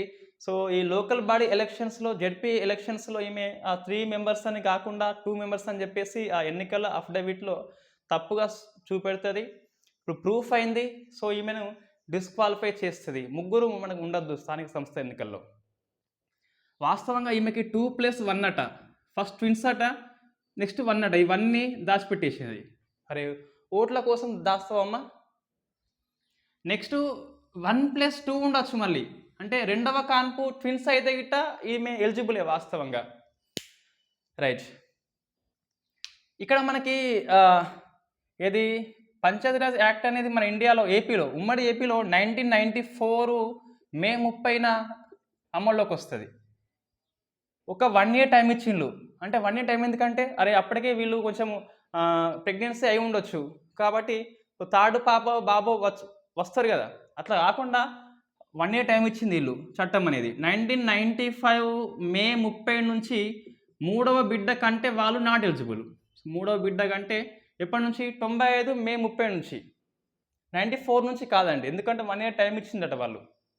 సో 1 year నువ్వు కొద్దిగా జాగ్రత్తగా ఉండాలని చెప్పేసి. 9 months అయిపోద్ది గ్యాప్లే కాబట్టి ఎవరన్నా ప్లానింగ్ ఉంటే గిట్ట ఎలక్షన్స్ పోటీ ఇద్దామని చెప్తే గిట్ట కనే బిడ్డను ఆపేసుకోవాలి. అది మనకి రీజన్స్ అని చెప్పేసి చెప్తున్నాం. ఇంకోటి ఇటీవల మనకి డెవలప్మెంట్ ఏంటి అంటే ఈ అర్బన్ లోకల్ బాడీస్లో ఈ నిబంధన లేదండి మళ్ళీ. సో తీసి పడేసిండ్రు అర్బన్ లోకల్ బాడీస్ తీసి. ఇది ఎందుకు వచ్చింది నిబంధన, ఇది మీరు కామెంట్ చేయండి. ఈ 2 ఉండాలి 3 ఉండొద్దు అని చెప్పేసి నిబంధన ఎందుకు వచ్చింది? ఈ అర్బన్లో తీసి పడేసిండ్రు. ఇంకా ఇది ఎందుకు కంటిన్యూ చేస్తున్నారు? మరి ఎంపీకి లేదు, ఎమ్మెల్యేకి లేదు, అది కామెంట్ చేయండి. ఆన్సర్ ఉన్నది compulsory. So as per and today only Panchayati Raj ఇన్స్టిట్యూషన్స్కి ఉన్నది, నగరపాలిక సంస్థలో లేదు, జిహెచ్ఎంసీ కూడా లేదు. 2020 ఎన్నికల్లో తీసి పడేసిండ్రు. ఇప్పుడు ఎంతమంది అయినా కనొచ్చు. రైట్. నెక్స్ట్ ఏంటిదంటే సో గ్లోబల్ జెండర్ గ్యాప్ అండి. ఇది వెరీ వెరీ ఇంపార్టెంట్ రిపోర్ట్ మనకి. సో గ్లోబల్ జెండర్ గ్యాప్ దీన్ని ఎవరు రిలీజ్ చేస్తారంటే వరల్డ్ ఎకనామిక్ ఫోరం అనేది రిలీజ్ చేస్తుంది. ఇది జెనీవాలో ఉంటుంది. దీని హెడ్ క్వార్టర్ వచ్చేసి వాస్తవంగా ఇది పబ్లిక్ ప్రైవేట్ గ్రూప్ అండి. ఎన్జిఓ లావా అంటే ఆర్థికంగా ఎటువంటి ఇంట్రెస్ట్ లేని ఒక ఎన్జిఓ గ్రూప్ ఇది వరల్డ్ ఎకనామిక్ ఫోరం అనేది. ఇది 2006 నుంచి ప్రింట్ చేస్తున్న రిపోర్టు. ఈ రిపోర్ట్ గురించి మనం అన్ని అంశాలు అధ్యయనం చేయాలి. నెంబర్ ఆఫ్ టైమ్ ఈ రిపోర్ట్ మనకు ఎగ్జామ్లో వచ్చింది. సో ఇది ఫస్ట్ ఇప్పుడు 2006 నుంచి రిపోర్ట్ ప్రింట్ చేస్తుంది. సో మనకి ఎటువంటి ట్రెండ్ ఉంది అంటే చూస్తే ఫస్ట్ ఏంటిది గ్లోబల్ జెండర్ అంటే లింగ వ్యత్యాసము గ్యాప్ ఎంత ఉందంటే, ఇప్పుడు ఎగ్జాంపుల్ లింగము ఈక్వల్గా అయింది అనుకోండి, జెండర్ ఈక్వల్ ఉంటే ఇది మొత్తం 100 అనుకోండి, ఒకటి అనుకోండి. ఇప్పుడు చూస్తే 68.1 మనం సాధించినమాట. అంటే ఇట్లా ఇది చూస్తే గిట్ట బ్యాటరీ అనేది ఇంతవరకు అయిపోయింది లోడింగ్ అనేది. అంటే 68.1 మనం సాధించిన సమానత్వం అనేది ఇంకా ఇంత ఉన్నది 68.1. సో 100 కావాలి అంటే 132 ఇయర్స్ పడుతుందట. ఇంకా జెండర్ గ్యాప్ అనేది 68.1 వరకు వచ్చిన మనం ఇంకా 30 అంటే ఎంత, ఇంకా 32 వరకు వస్తే 100 అయిపోతుంది. గ్యాప్ అనేది ఉండదు, ఫుల్ఫిల్ అవుతుంది. సో ఫుల్ఫిల్ అయ్యేందుకు ఇంకా 132 ఇయర్స్ పడుతుంది. ఈ మొత్తం ప్రపంచ ధోరణి అది ఎక్కువ ఎక్కడంటే సౌత్ ఏషియా, దక్షిణ ఆసియాలో 197 ఇయర్స్ పడుతుందట. ప్రజెంట్ ఆల్మోస్ట్ 70% సాధించినాం, ఇంకా 30 అనేది ఇంత గ్యాప్ ఉన్నది. ఈ గ్యాప్ ఫుల్ఫిల్ కావాలి అంటే ఎంత, 132 ఇయర్స్. వరల్డ్లో ఎక్కువ చూస్తే సౌత్ ఏషియాలో 197 ఇయర్స్ పడుతుంది. సో మనకి చూస్తే ఇక్కడ ఏది ఫస్ట్ ఐస్లాండ్ అండి. సో ఇది 90.8% అనేది ఫుల్ఫిల్ అయిపోయింది. నెక్స్ట్ సెకండ్ చూస్తే Finland, next Norway, next same మళ్ళీ న్యూజిలాండ్, సో నెక్స్ట్ స్వీడన్. ఒక 5 కంపల్సరీ అధ్యయనం చేయండి, ఎందుకంటే రిపోర్ట్ ఇంపార్టెంట్. రిపోర్ట్ బట్టి మన డెప్త్ అనేది అనాలిసిస్ చేయాలి. ఏదో రిపోర్ట్ ఉత్త రిపోర్ట్ అయితే ఒకటి ఫస్ట్ మన ఇండియా సరిపోతుంది. ఇది వెరీ ఇంపార్టెంట్ ఇష్యూ కాబట్టి సో కంపల్సరీ మనం ఇక్కడ మీరు ఈ world economic forum gender gap అని కొడితే 370 పేజెస్ ఉంటుంది. నేను టెలిగ్రామ్ గ్రూప్లో లింక్ ఇచ్చిన. సో ఈ పీడిఎఫ్ ఫైల్ కష్టం చదవడము. ఇది నేను ఇచ్చిన లింక్ ఏంటి అంటే ఈ పైన బాక్స్ ఉంది, బాక్స్ ఇట్లా కంట్రీ వారీగా అని చెప్పేసి, ఖండాల వారీగా, దేశాల వారీగా, కేటగిరీ వారీగా అని చెప్పేసి ఉన్నది. మనం ఈజీగా మనకి ఏది కావాలనో అది దీంట్లో బాక్స్లోకి వెళ్తే అట్లా వస్తుంది. రైట్, ఏంటిది ఈ 5 అనేవి ఉన్నవి. నెక్స్ట్ మన ఇండియా 135 ప్లేస్ అవుట్ ఆఫ్ 146 2022లో. ఇండియా 0.629 పాయింట్స్ అంటే ఎంత, 62.9 అంటే ఇంకా తక్కువనే ఉంది మనది. సో ప్రపంచంతో పోలిస్తే ఇండియా వెనుకబడి ఉందని చెప్పాలి. ఇట్లా మనకి స్టేట్మెంట్ రూపంలో ప్రశ్న వస్తుంది. జెండర్ గ్యాప్లో ఇండియా వృద్ధి అనేది ప్రపంచంతో పోలిస్తే తక్కువ ఉంది. 62.9 ఉన్నది, 68.1 వరల్డ్ ఉన్నది. అట్లా మనం పోల్చుకోవాలి, కింద స్టేట్మెంట్ రాసుకోవాలి. నెంబర్స్ కాకుండా నెంబర్స్ యొక్క ట్రెండ్ని మనం రాసుకోవాల్సి ఉంటుంది. సో మనం 21లో చూస్తే ఇట్ట 140 ప్లేస్ ఉన్నది, బట్ 156లో 0.625 ఉండే, అంటే ఇప్పుడు ఏమైంది, కొద్దిగా మెరుగైంది. సో మనకి 21లో 0.625 ఉన్నది, 0.629 వచ్చింది కాబట్టి కొద్దిగా మెరుగైంది. ఏది లింగ వ్యత్యాసం తగ్గిపోయింది కొద్దిగా. రైట్, ఇది ఇండియా. మనకి 146 చూస్తే ఆఫ్ఘనిస్తాన్ ఉన్నది, ఆఫ్ఘనిస్తాన్. 145 చూస్తే పాకిస్తాన్ ఉన్నది, 143 చూస్తే ఇరాన్ ఉన్నది, 144 ఏమో మొత్తం నాకు కనిపించలేని ఇక్కడ రిపోర్ట్లో అయితే. సో 143 చూస్తే ఇరాన్ అయితే ఉన్నది. అంటే ఎందుకు చెప్తున్నా అంటే ఇవి 4 ఏంటి అంటే సౌత్ ఏషియా. అందుకే సౌత్ ఏషియాలో 197, ఎందుకంటే వెనుకబడ్డాయి కాబట్టి సౌత్ ఏషియా వెనుకపడిందని చెప్పాలి. మరి ముందేమున్నదంటే ఐస్లాండ్, ఫిన్లాండ్, నార్వే చూస్తే మనకి ఏమనిపిస్తుంది, ఇవన్నీ ఐరోపా అనిపిస్తుందిగా. బట్ మొత్తం చూస్తే ఖండాల వారికి చూస్తే సో నార్త్ అమెరికా అనేది ముందంజలో ఉంది అట. సెకండ్ ప్లేస్ మనకి యూరప్, లాస్ట్లో దక్షిణ ఆసియా ఉంది. ఏంటని చెప్పేది, ఇది జెండర్ గ్యాప్లో అవైతే గ్యాప్ తక్కువ ఉందో అవి ఫస్ట్ చూస్తే నార్త్ అమెరికా, సెకండ్ చూస్తే యూరప్, లాస్ట్లో సౌత్ ఏషియా ఉంది. మనం ఉన్నాం కాబట్టి ఇది అధ్యయనం చేయాలి, లాస్ట్లో సౌత్ ఏషియా అని చెప్పేసి. రైట్, ఇప్పుడు ధోరణి ఏంటిది అంటే ఇది ఖండాల వారీగా, ఇదేమో దేశాల వారీగా. నెక్స్ట్ మనకి ఈ జెండర్ గ్యాప్ అనేది ఒక 4 పారామీటర్స్ ఉంటాయి, 4 సూచికల ఆధారంగా రిపోర్ట్ అనేది ఇస్తుంది. ఫస్ట్ చూస్తే హెల్త్ అండ్ సర్వివల్,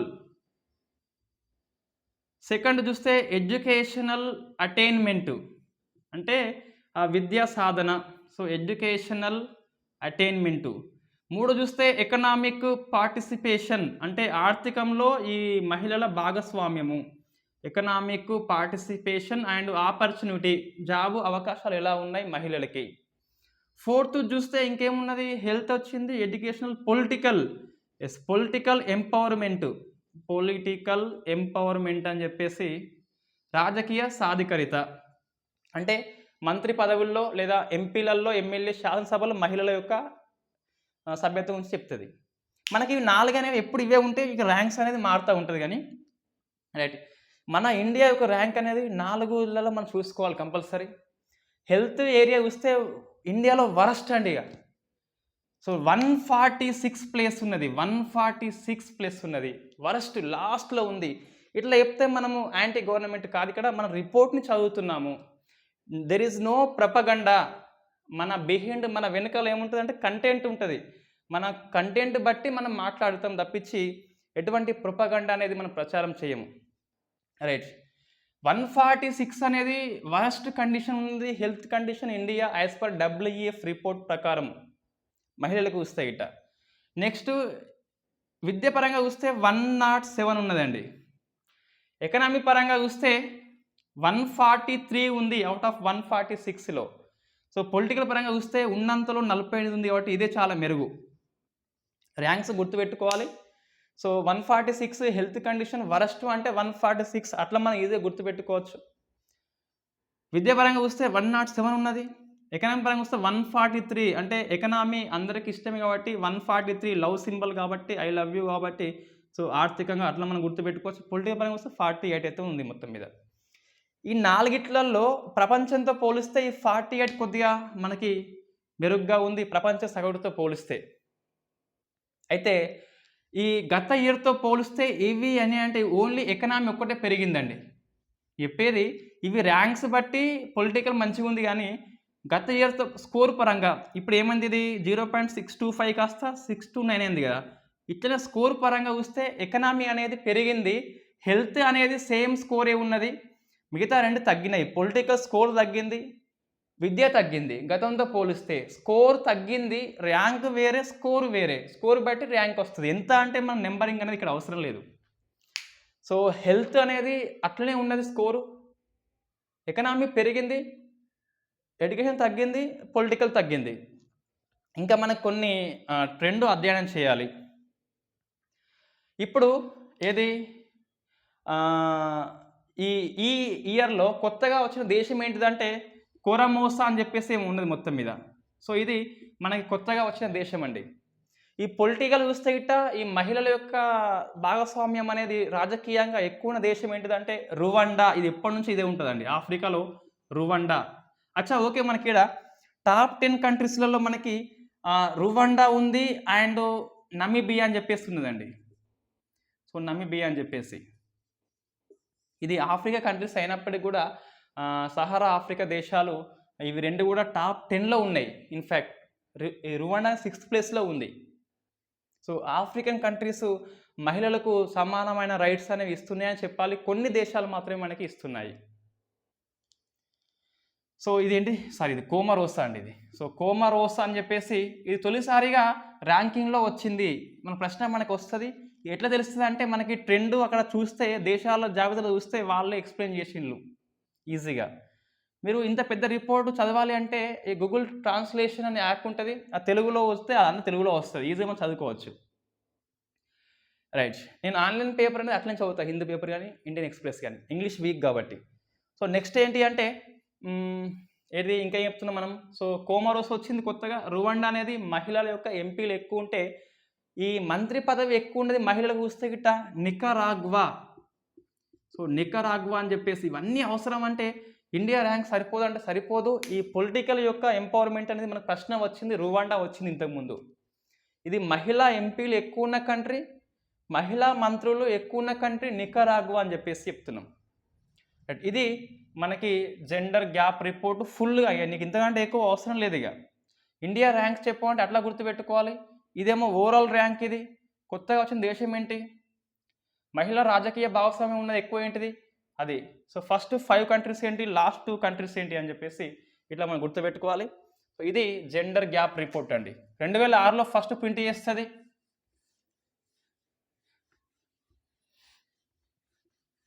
రైట్.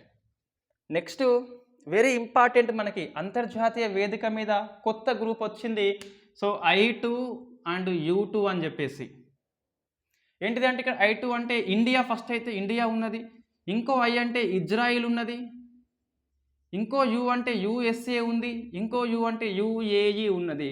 4 కలిసి గత 2021 అక్టోబర్లో విదేశాంగ శాఖ మంత్రులు మీటింగ్ పెట్టుకుంటే అక్కడ ఇది పుట్టింది ఆలోచన I2 U2 అని చెప్పేసి. ఇది వాస్తవంగా ఈ అమెరికా అధ్యక్షుడు జో బిడెన్ ఆధ్వర్యంలో ఏర్పడింది. దీనిలో మనకి కరెంట్ అఫైర్స్లో వస్తుందండి. ఏంటిదంటే ఇటీవల ఇజ్రాయెల్ యొక్క కొత్త ప్రధాని ఎవరంటే నేతాహ్యూ వేండు ఈర్. సో ఐర్ ల్యాపిడ్ వచ్చిండు. ఐర్ ల్యాపిడ్. యుఏఈ ఏమో Mohammed bin Zayed. So Mohammed Khalifa వేండు, మహమ్మద్ బిన్ జైద్ వచ్చిండు. యుఎస్ఏ అంటే ఇక జో బిడెన్. ఇండియా అంటే ద గ్రేట్ మోడీ గారు. సో రైట్, ఇప్పుడు ఏంటి మనకి అంటే 4 దేశాలు మనకి మీటింగ్ పెట్టుకున్నాయి. ఎక్కడ అంటే ఈ అమెరికా అధ్యక్షుడు ఇజ్రాయెల్కి వేండు విజిటింగ్కి, అక్కడ మీటింగ్ పెట్టుకున్నాయి వర్చువల్ మోడ్లో. సో వర్చువల్ మోడ్లో మీటింగ్ అయితే పెట్టుకున్నాయి. సో దీనికి ఎవరు అధ్యక్షుడు అంటే ఇజ్రాయెల్ దేశం కాబట్టి హోస్ట్ చేపట్టేది అమెరికా కాదు, ఇజ్రాయిలే. ఐర్ లాపిడ్. మన మోడీ పిఎంఓ సైట్లో చూస్తే, పిఐబి సైట్లో చూస్తే, మీ పిఐబి సైట్ ఎట్లా చూడాలంటే ఆల్ ప్రెస్ రిలీజ్ అని చెప్పేసి ఉంటుంది ఆప్షన్. ఆ కుడి సైడ్ ఇట్లా ఉంటాయి 3 గీతలు. మీరు పిఐబి కొట్టండి, పిఐబి న్యూస్ కొట్టండి. కొట్టినాక అది ఓపెన్ అవుతుంది. ఓపెన్ అయినాక ఇట్లా 3 ఉంటాయి గీతలు. అది నొక్కితే ఆల్ ప్రెస్ రిలీజ్ అని ఉంటుంది. దీన్ని నొక్కితే మనకి జూలై అని ఇట్లా మధ్యలో బాక్స్ ఉంటుంది. ఆ బాక్స్లో 14 డేట్ ఉంటుంది, 15 డేట్ ఉంటుంది, 16 ఉంటుంది. ఏది నొక్కితే ఆ డేట్ మొత్తం వస్తుంది, న్యూస్ వస్తుంది మనకి. అక్కడ మన శాఖ మంత్రులు ఎటు వేయంలో ఏం చేస్తున్నా మొత్తం తెలుస్తుంది. ఇప్పుడు ఎగ్జాంపుల్ మనకి సిడ్నీ ఎనర్జీ మీటింగ్ అని చెప్పేసి జరిగింది ఆస్ట్రేలియాలో. మనకి రాయలేదు ఇక్కడ, నేను పేపర్లో పీడిఎఫ్ ఇచ్చిన ఆల్రెడీ మీకు. ఈరోజు నోట్స్ ఇచ్చిన పీడిఎఫ్ ఫైల్లో. దానికి మన పవర్ మినిస్ట్రీ అనేది ఆర్కే సింగ్ వెళ్ళిండు, మీటింగ్లో పాల్గొని 2030 కల్లా 500 గిగావాట్స్ రెన్యూవబుల్ ఎనర్జీ వస్తుందని చెప్పిండు. ఏడు ఉంటుంది మనకి పిఐబి సైట్లో పవర్ మినిస్టర్ చూస్తే తెలుస్తుంది. అది రేపు పేపర్లో వస్తుంది మనకి, అంటే ఇవాళ పేపర్లో వచ్చింది. నిన్న పిఐబి సైట్లో ఇవాళ పేపర్లో వస్తుంది. ఇంకొకటి air India news. So air India news అని కొడితే మనకి సైట్ ఏం వస్తుంది అంటే ఇట్లా రాదు, న్యూస్ ఆన్ ఎయిర్ వస్తుంది. ఇది మనకు బెనిఫిట్ ఏంటంటే ఇప్పుడు నేను I2 U2 అని చెప్పేసి అక్కడ న్యూస్ కనిపించింది, దాన్ని నొక్కితే ఈ I2 U2 ఏమన్నా అంతకుముందు మీటింగ్ పాల్గొన్నా దాదాపు కింద వస్తుంది. సిమిలర్ అని చెప్పేసి సేమ్ ఉన్న న్యూస్ మళ్ళీ వస్తుంది మనకి. లేకుంటే ఇజ్రాయెల్ వస్తుంది, లేకుంటే న్యూస్ ఇంతకుముందు ఏమైనా ఉన్నదా అమెరికా వస్తుంది, లేకుంటే మొత్తం మీద ఏదో ఒక్కడన్నా వస్తుంది కనీసం. అట్లా మనకి సేమ్ సిమిలర్ది కూడా మనకి తెలుస్తుంది. ఏది న్యూస్ ఆన్ ఎయిర్ వల్ల. ఇవి 2 గవర్నమెంట్ సైట్స్. దీంట్లో మనకి కేటగిరీ వారీగా ఉంటుంది. స్పోర్ట్స్ ఏంటిది, టెక్నాలజీ ఏంటి, పాలిటీ ఏంటి, హిస్టరీ ఏంటి అని దీంట్లో ఉంటుంది. రైట్, నేను స్పెషల్ క్లాస్ అంటూ చేయలేను, ఇట్లా ఇది టిప్స్ అంటే ఇదే, ఇంకేం టిప్స్ ఉంటుంది. రైట్,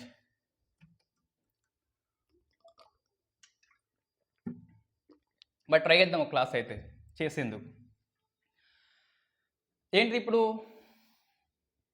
రైట్, వర్చువల్ మోడ్లో మన ఐర్ ల్యాపిడ్ అనే వ్యక్తి హోస్ట్గా ఉన్నాడు. మన వర్చువల్ మోడ్ నుంచి మోడీ బాయ్ అవర్ బహిను అని చెప్పేసి అనలే ఇక్కడ. సో స్నేహితులారని చెప్పేసి మొత్తం ఏదో చెప్పుకుంటాడు, మాట్లాడండి ఇక.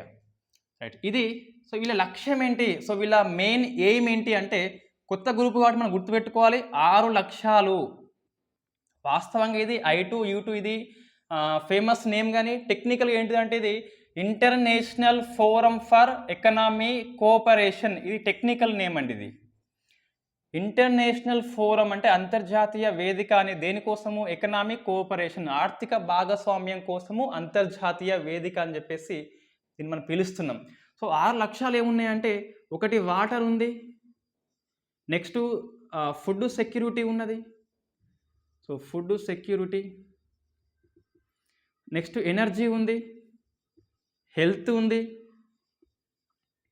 నెక్స్ట్ ట్రాన్స్పోర్ట్ ఉన్నది, ట్రాన్స్పోర్టేషన్ రవాణా, నెక్స్ట్ స్పేస్ ఉన్నది. సో ఈ 6 రంగాల్లో పరస్పరం వీళ్ళు ఏం చేయాలి, సహకారం చేసుకోవాలి. ఎట్లా గుర్తుంటుంది, సో నీళ్ళు అన్నం తింటే ఎనర్జీ వస్తుంది, ఆరోగ్యం బాగుంటుంది. ట్రాన్స్పోర్ట్ ఎటైనా పోవచ్చు, పోతే స్పేస్లోకి కూడా పోవచ్చు. ఈజీగా మనకు గుర్తుంటుంది, పెద్ద ఇబ్బంది ఏం లేదు. సో 6 లక్ష్యాలు స్పెసిఫిక్గా మనం ఇవే గుర్తుపెట్టుకోవాలి. ఎందుకంటే ఫస్ట్ గ్రూప్ కాబట్టి, ఫస్ట్ సబ్మిట్ కాబట్టి. ఈ థీమ్ కాదు, ఈ లక్ష్యాలు ఎప్పటికీ ఉంటాయి వీళ్ళకి. ఈ గ్రూప్ ఉన్నంత వరకు కూడా ఉంటుంది. ఈ మీటింగ్కి థీమ్ ఇంకేం పెట్టుకోవాలి. బట్ మన ఇక్కడ డిక్లరేషన్ ఏంటి అంటే, సో మనకి ఇంటిగ్రేటెడ్ ఫుడ్ పార్క్ అనేది ఇండియాలో ఏర్పాటు చేస్తారట.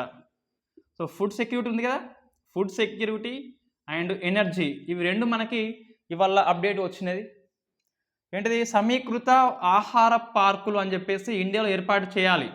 దీనికి యుఏఈ అనేది $2 బిలియన్ ఇన్వెస్ట్మెంట్ చేస్తుందట. సో మన రైతులకి అంతో ఇంతో ఉపయోగం అని చెప్పాలి. నేను చెప్తున్నగా, ఇంటర్నేషనల్ డిప్లొమాటిక్ రిలేషన్స్ వచ్చినాయంటే ఇంతవరకు ప్రైమ్ మినిస్టర్లో మన వాజ్పేయి కంటే కూడా మోడీ ది గ్రేట్ చెప్పుకోవచ్చు ఈజీగా. అరబ్ కంట్రీస్ స్నేహంగా మారినాయి, ఇజ్రాయెల్ స్నేహంగా మారింది, అమెరికా స్నేహంగా మారింది, రష్యా ఒకవైపు అమెరికా. ఎవరికి సాధ్యం కాదు వాస్తవంగా, ఓన్లీ మోడీ గవర్నమెంట్ సాధ్యమైంది. అంటే రెండు భిన్న ధృవాలని కూడా ఆ స్నేహంగా ఉంటారు మన భారత ప్రభుత్వం. నేషనల్ ఇంట్రెస్ట్ దృష్ట్యా ఒక ముస్లిం కంట్రీస్ అంతా మనం యూఏఈ అని చెప్పేసి, ఇరాక్, ఇరాన్ కానీ, సౌదీ అరేబియా, ఎక్కువ రెమిటెన్సెస్ వచ్చేది కూడా అక్కడి నుంచి వస్తుంది మనకి, రైట్. అందుకే మనం ఎక్కడ చెప్పాలో అక్కడ చెప్తాం అంతే అది. సో ఇక్కడ ఏంటి అంటే, సో ఫుడ్ పార్క్కి ఈ యూఎస్ఏ కాదు యూఏఈ అనేది $2 బిలియన్ అనేది ఇస్తుంది. సెకండ్ చూస్తే ఏంటిది, గుజరాత్లో. సో ఇక్కడ గుజరాత్లో ఇక్కడ 300 మెగావాట్స్ యొక్క హైబ్రిడ్ ఎనర్జీ. హైబ్రిడ్ అంటే ఏంటిది, solar energy and wind energy, ఇవి రెండు కలిసి 300 మెగావాట్స్ ఉత్పత్తి చేసేలా ఒక ప్లాంట్ అనేది నెలకొల్పాల్సి ఉంటుంది. ఎక్కడ అంటే గుజరాత్లో. సో ఇది ఉమ్మడిది అండి, ఇది ఉమ్మడిది. సో ఇది మనకి 2 డెవలప్మెంట్స్ ఉన్నాయి ఇండియా పాయింట్ ఆఫ్ వ్యూలో. ఈ సమ్మిట్ యొక్క అప్డేట్ అనేది అది, రైట్. నెక్స్ట్ ఏంటి అంటే, ఇది ఫేమస్ ఇంకోటి, international north south transport corridor. So అంతర్జాతీయ ఉత్తర దక్షిణ రవాణా. ఇది వాస్తవంగా 2000 ప్రాంతంలో మనకి స్టార్ట్ అయింది. బట్ ఫస్ట్ రైలు అనేది నిన్ననట. సో రష్యా నుంచి, ఇది రష్యా అనుకోండి వరల్డ్ మ్యాప్లో. సో ఇక్కడ ఇది రష్యా, ఇది ఇరాన్, ఇదేమో ఇండియా. సో ఇట్లా వస్తుంది అండి. ఇక్కడ అబ్బాస్ అని చెప్పేసి ఉంటుంది. అబ్బాస్ యొక్క పోర్ట్ నుంచి, ఇక్కడ నుంచి ఇక్కడికేమో రైల్లో వచ్చింది మన ఏది కార్గో అనేది. మొత్తం ఏదో గూడ్స్ బండి వస్తుంది. రష్యా నుంచి, మాస్కో నుంచి వచ్చింది ఇరాన్లో, ఇక్కడ అబ్బాస్ కాడ ఆగింది. అబ్బాస్ నుంచి ఇక్కడ అరేబియా సముద్రం ఉంటుంది, పశ్చిమాన కదా. సో పశ్చిమాన ఏముంటుంది, అరేబియా ఉంటుంది. ఇక్కడ నుంచి షిప్లో వస్తుంది, ముంబైకి వస్తుంది. సో నార్త్, ఇదేమో సౌత్ అండి, నార్త్ సౌత్. ఇది నార్త్ సౌత్ ట్రాన్స్పోర్ట్ అదే. సో మనకి రష్యా నుంచి ఇండియాకు దూరం తగ్గిపోతుంది. ఇంతకుముందు ఇట్లా వచ్చేది, ఇప్పుడు ఇట్లా వస్తుంది. అదే, జస్ట్ ఏం లేదు. ఇది మనకి ఏది, రష్యా నుంచి మాస్కో, ఇండియా అని గుర్తుపెట్టుకోవాలి. నెక్స్ట్ ఏంటి అంటే, ఇందులో మొత్తము ఇవి మూడే కాదు, ఈ రష్యా, ఇరాన్, ఇండియా కాదు, మొత్తం మీద 13 దేశాలు సభ్య దేశాలుగా ఉన్నాయట. సో అది ఇండియా పాయింట్ ఆఫ్ వ్యూలో ఇంపార్టెంట్. మనకి లాభం ఏంటిదంటే, ఇది దూరం అనేది తగ్గిపోతుంది కాబట్టి మనకు డబ్బులు తగ్గిపోతుంది. ఇది మల్టీ మోడ్ అండి, అంటే రైలు ఉన్నది, రోడ్డు ఉన్నది, అండ్ సముద్రం కూడా ఉన్నది. సముద్ర రవాణా ఉన్నది, రోడ్ రవాణా ఉన్నది, రైలు రవాణా ఉన్నది. సో అది నార్త్ సౌత్ ట్రాన్స్పోర్ట్ క్యారిడర్. ఎక్కడ నుంచి, మాస్కో నుంచి ఇండియా వరకు ఉన్నది. నెక్స్ట్ మనకి జైనూర్లో, సో కుమరం భీం అసిఫాబాద్ ఇక్కడ ఏమున్నది అంటే, సో జైనూర్లో 24 అవర్స్లో ఎక్కువ వర్షపాతం నమోదైంది. 39.1 సెంటీమీటర్స్ అనేది నమోదైంది. సో మనకి జూలై 12 8:30 PM నుంచి జూలై 13 8:30 AM వరకు. సో జూలై 12 8:30 AM నుంచి జూలై 13 8:30 AM వరకు అంత నమోదైంది. ఇంతకుముందు చూస్తే 1983లో నిజామాబాద్లో 35 నమోదైంది సెంటీమీటర్స్. ఈ తెలంగాణలో ఇంతవరకు 24 అవర్స్లో నమోదైంది. ఇండియా వస్తే మనకి గత జూన్ మాసంలో వస్తే మాసిన్ రామ్లో 1003 మిల్లీమీటర్స్ మీన్స్ 100 సెంటీమీటర్ల వర్షపాతం అనేది నమోదైంది మాసిన్ రామ్లో ఒక రోజులో. రెండవది చిరపుంజి. ఇది లేటెస్ట్ కరెంట్ అఫైర్స్ మనకి, రైట్. నేను ఎప్పుడన్నా పీడిఎఫ్ ఫైల్ చూడండి అన్నప్పుడు చూడండి కంపల్సరీ. నేను అన్నీ చెప్పాను కొన్నిసార్లు, అంటే నేను చెప్పనప్పుడు చెప్తున్నా మీకు పీడిఎఫ్లో ఉంటే ఫ్యాక్ట్ బిట్ అని చెప్పేసి. సో నెక్స్ట్ ఒక పుస్తకం అండి, లక్ష్మణ్ పుస్తకము, చరిత్ర పూటల్లో తెలంగాణ, కేటీఆర్ ఆవిష్కరణ. సో ఇది మనకి. ఇంకా కొన్ని ఫ్యాక్ట్ బిట్స్ ఏమున్నాయంటే ఒక 2-3 ఉన్నాయి మనకి. సిడ్నీ సమ్మిట్ ఒకటి ఎనర్జీ మీద, మన ఆర్కే సింగ్ పోయినాడు. తర్వాత నెదర్లాండ్ దేశం అనేది right to work from home అనేది చట్టాన్ని తీసుకొస్తుంది, పార్లమెంట్ అనేది ఆమోదిస్తుంది. అవి కరెంట్ అఫైర్స్ మనకి ఉన్నాయి, right. Thank you very much.